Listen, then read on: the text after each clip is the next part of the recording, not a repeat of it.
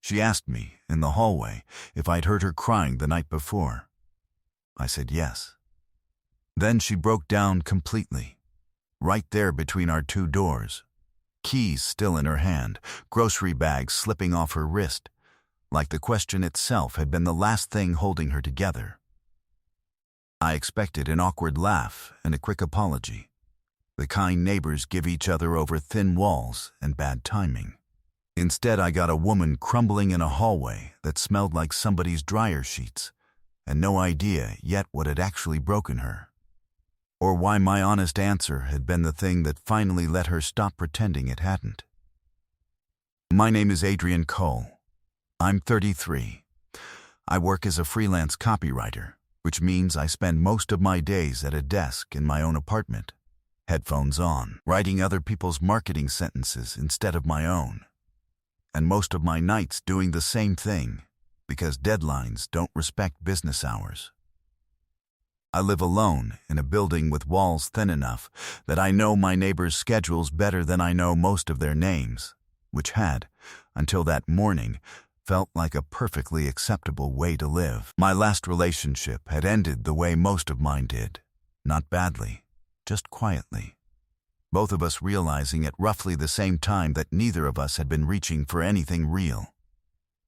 I'd settled into a life that ran on deadlines and takeout containers, and I told anyone who asked that I liked it that way, which was true often enough that I'd never really questioned the rest of it. Her name was Ren Castillo.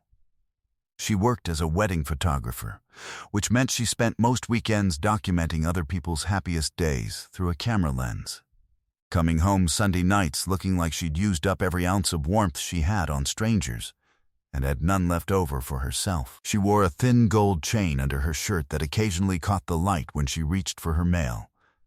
And she was polite in the specific, efficient way of someone who'd perfected exactly how much of herself to show a neighbor, and not 1 degree more. Her apartment always smelled faintly of the lavender candles she burned on weeknights, and she kept a small collection of potted herbs on her windowsill that she tended with a precision that suggested she needed at least one thing in her life to be entirely under her control.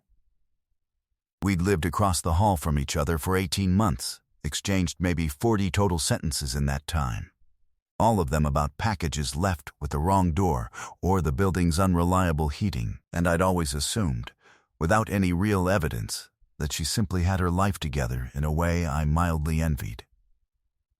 I told myself the reason I never asked her anything real was just respect for boundaries, good manners between neighbors who kept to themselves.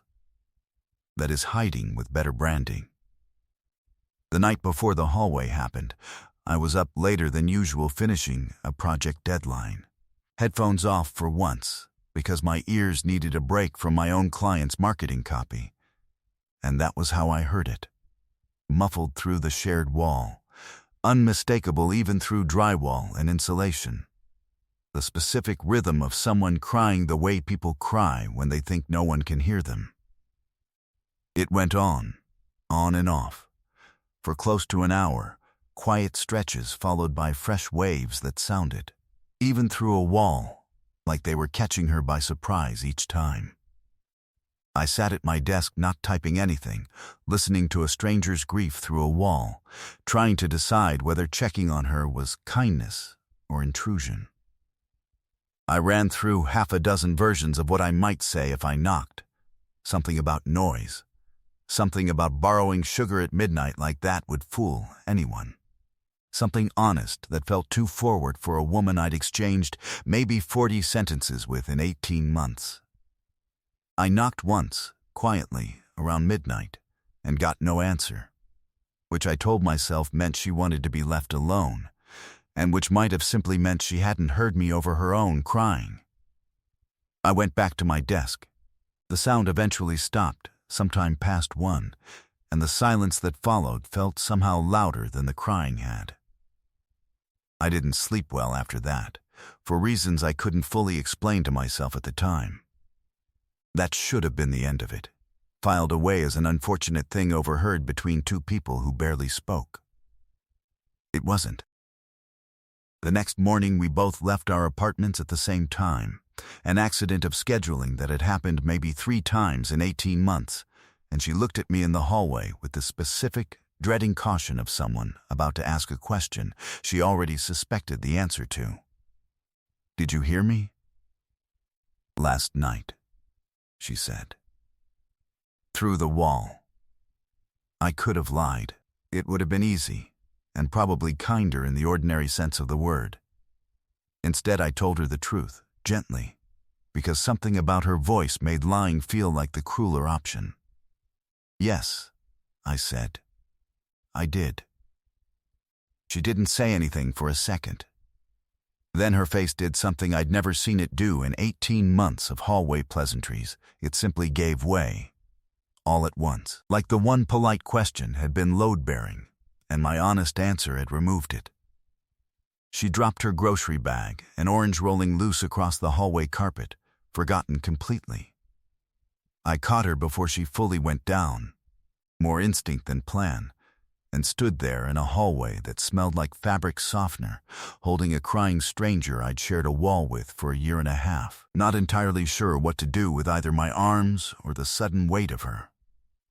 I got her inside her own apartment, mostly because the hallway felt like the wrong place for whatever this actually was, and made tea in a kitchen I'd never once been inside. Not because I knew where anything was, but because making tea seemed like the only useful thing a person could do in that particular situation. Her kitchen was smaller than mine, painted a soft yellow that felt deliberately cheerful in a way that made the moment feel sadder by contrast. I didn't ask her what was wrong.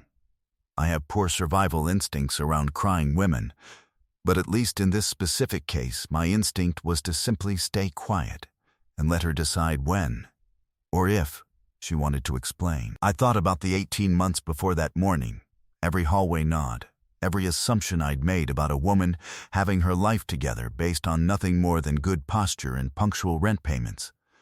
Every time I'd told myself minding my own business was a virtue, rather than, occasionally, a convenient excuse not to notice anyone else's struggle. I'd built an entire understanding of her around the idea that she simply didn't need anything from a neighbor. And sitting in her kitchen holding a mug I hadn't been offered permission to use, I understood how little that understanding had actually been based on. The evidence didn't arrive all at once. It came in pieces, the way it always does once you've finally stopped looking away. The first piece was the calendar on her fridge, half covered in cancellation emails, printed out and taped over the actual dates. A florist confirming a refund, a venue apologizing for the inconvenience, a catering company's automated deposit return notice. Whatever those cancellations had been for, they'd all clustered around the same date. Now, 8 days passed. Circled in red before someone had scribbled over the circle hard enough to nearly tear the paper. I didn't ask about it directly. I just noticed. The way you notice a bruise on someone before they've told you how they got it. The second piece came out slowly, over the second cup of tea, the way real information always does.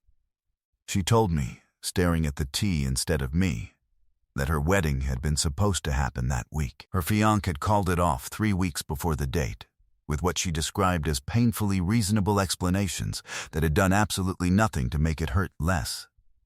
Something about not being ready, about needing to figure out who he was outside of a relationship he'd been in since he was 22.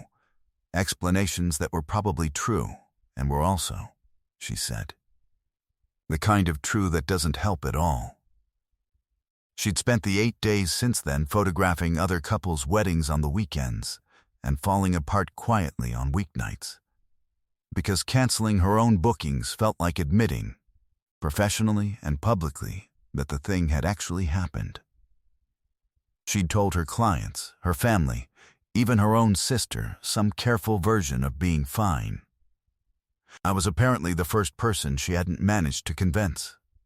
I have poor survival instincts around women explaining heartbreak to me in a kitchen I've never been inside before. I mostly just listened, and refilled her tea when it went cold, and let her get to the end of the story at whatever pace she needed. The third piece was smaller and somehow worse. I noticed, when she reached for a tissue, the thin gold chain around her neck catching the light again.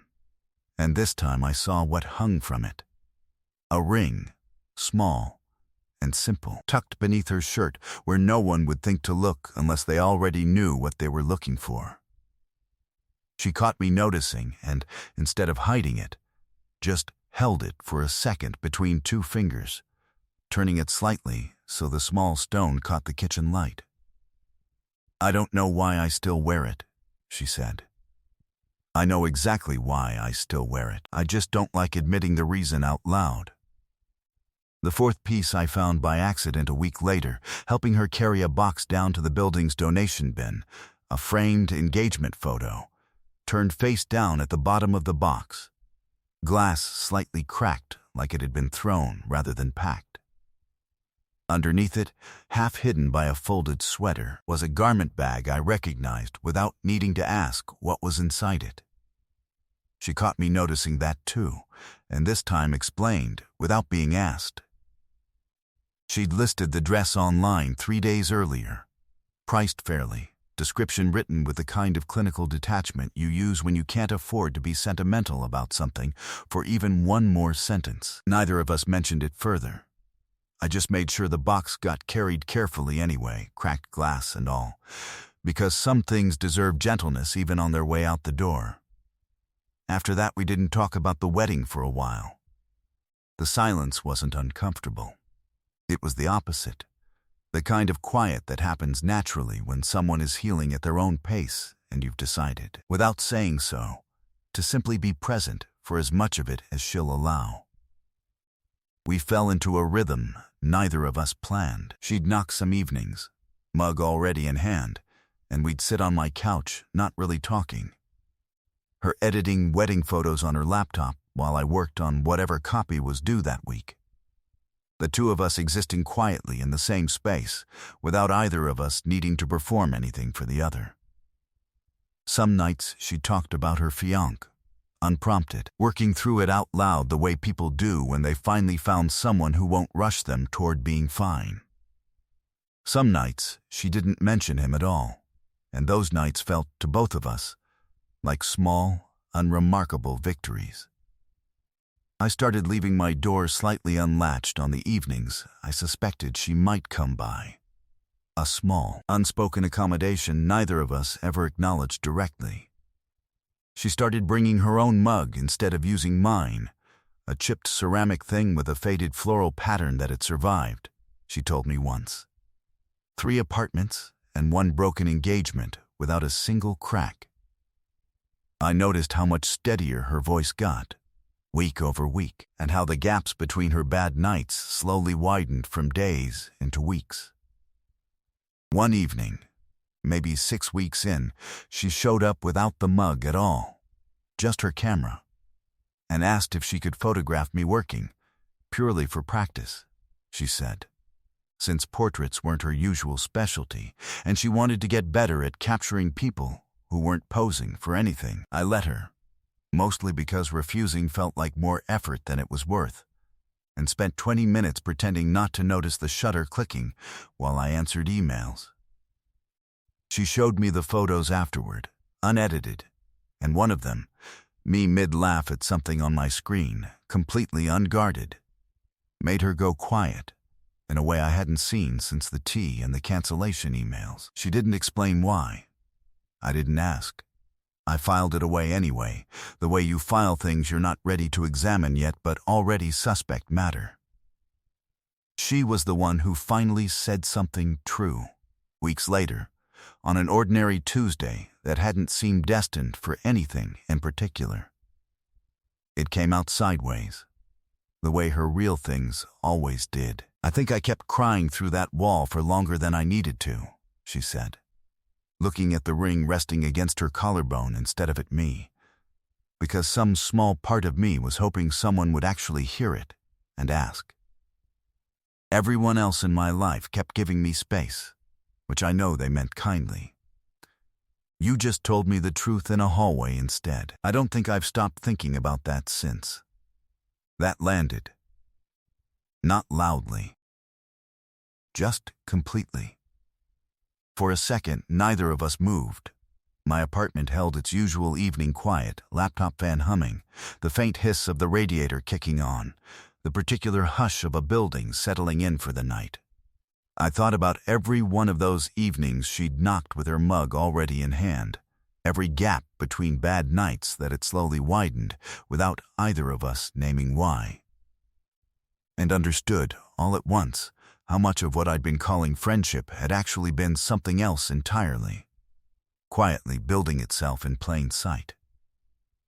I filed that under things I would be thinking about at 3 a.m. for the rest of my life, then said something about the tea going cold to buy myself a second before I said anything true myself. My hand found the edge of the couch like it needed somewhere real to hold on to. I looked away first, which had never once happened to me in a conversation with her, in the months since that hallway, that mostly consisted of her looking away from me. "You don't have to say anything else," I told her. "We can call this an unusually honest neighbor situation and go back to hallway small talk about the heating, if that's easier." She didn't take the door I'd left open. She didn't move. She just looked at me, held my gaze 1 second longer than felt safe, the way she'd never once let herself do in 18 months of polite distance, and let the silence answer for her. Her fingers found the ring on the chain, held it for a second, then let it drop back against her collarbone like she'd finally made peace with what it did, and didn't mean anymore. Every version of happiness I'd planned for myself fell apart 8 days before it was supposed to start, she said. "You're the first thing that's felt like it was building instead of ending. I don't know what to call that yet. I know I don't want to keep pretending I don't feel it." Something in my chest shifted. Not dramatically, just enough. I reached over and covered her hand with mine, not fast, not uncertain, just decided. And for a moment, neither of us said anything else, because nothing else needed saying. Her phone buzzed loudly on the coffee table between us. A client confirming a wedding shoot for the following weekend, the notification banner lighting up with an excessive number of heart emojis from a bride who had no idea what timing she'd just interrupted. Ren looked at it, looked at me, and started laughing. The real kind.